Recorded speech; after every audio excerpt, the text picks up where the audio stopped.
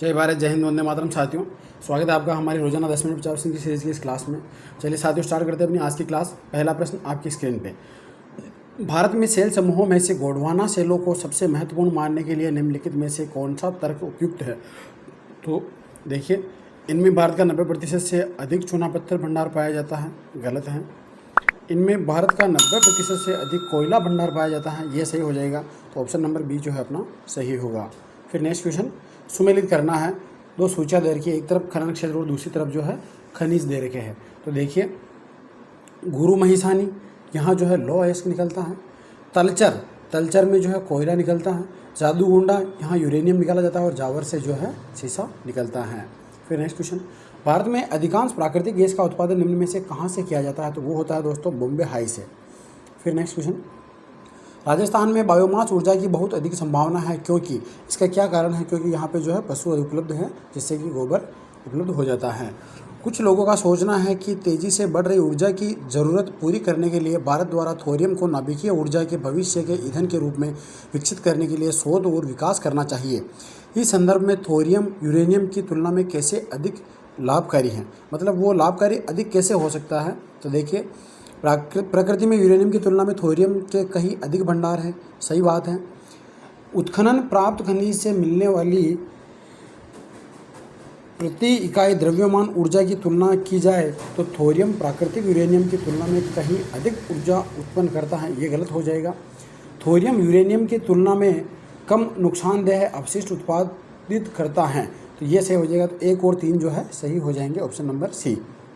फिर next question, निम्न में से किसे आप कायांतरित चट्टानों से संबद्ध करेंगे? मतलब कायांतरित चट्टान कौन सी है? तो वो इनमें से हो जाएगा दोस्तों गार्नेट।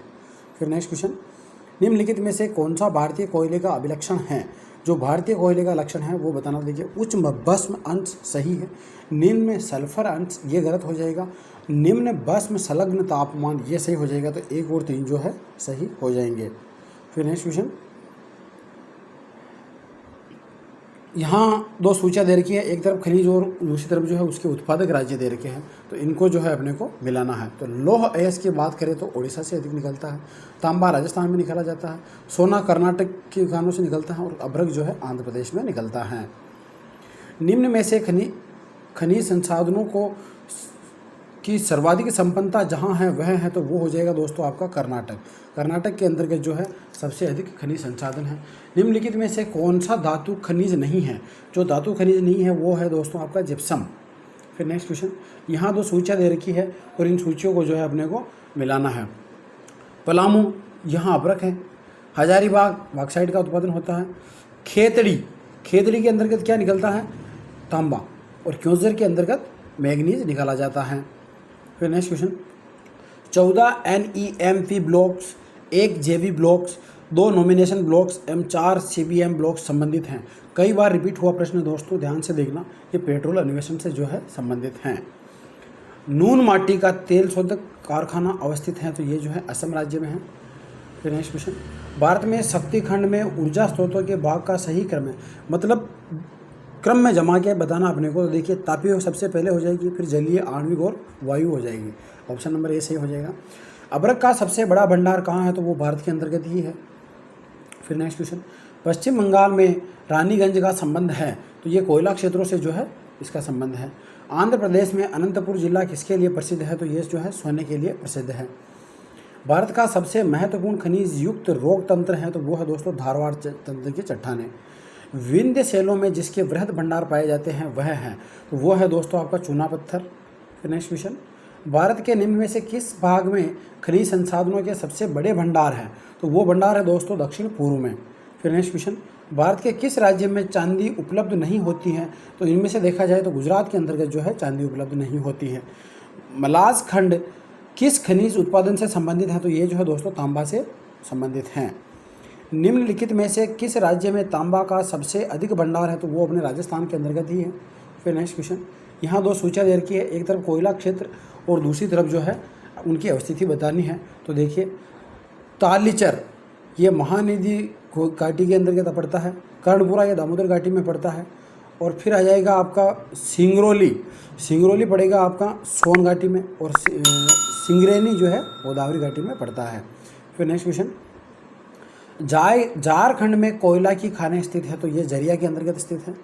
कोयले के वृहद सुरक्षित भंडार होते हुए भी भारत क्यों मिलियन टन कोयले का आयात करता है, मतलब आयात क्यों करता है, इसके कारण बताने हैं। तो देखिए, भारत की यह नीति है कि वह अपने कोयले के भंडार को भविष्य के लिए सुरक्षित रखे और वर्तमान उपयोग के लिए इसे अन्य देशों से आयात करे। ये तो गलत हो जाएगा। भारत के अधिकतम विद्युत संयंत्र कोयले पर आधारित हैं और इन्हें देश से पर्याप्त मात्रा में कोयले की आंतरिक आपूर्ति नहीं होती है, सही है। इस्पात कंपनियों को बड़ी मात्रा में कोयले की आवश्यकता पड़ती है, इसे आयात करना पड़ता है, ये भी सही है। तो 2 और 3 जो है सही हो जाएंगे, ऑप्शन नंबर बी। फिर नेक्स्ट क्वेश्चन, कोयला संस्तर मीथेन और शेल गैस नामक 2 गैर परंपरागत ऊर्जा स्रोतों के संदर्भ में निम्नलिखित कथनों पर विचार कीजिए। अब यहाँ कुछ कथन दिए गए हैं, तो कौन से सही होंगे या गलत होंगे, ये अपने को बताने हैं। कोयला संस्तर मीथेन कोयला संधियों से निष्कर्षित शुद्ध मीथेन गैस है, जबकि शेल गैस केवल प्रोपेन और ब्यूटेन का एक मिश्रण है जो सूक्ष्म कणिक अवसादी सेलों से निष्कर्षित की जा सकती हैं, गलत है। भारत में कोयला संस्तर मीथेन स्रोत बहुतायत में हैं, किंतु अब तक शेल गैस स्रोत नहीं पाए गए हैं, ये भी गलत है। तो दोनों गलत हो जाएंगे, न तो 1 और न ही 2 जो है सही है।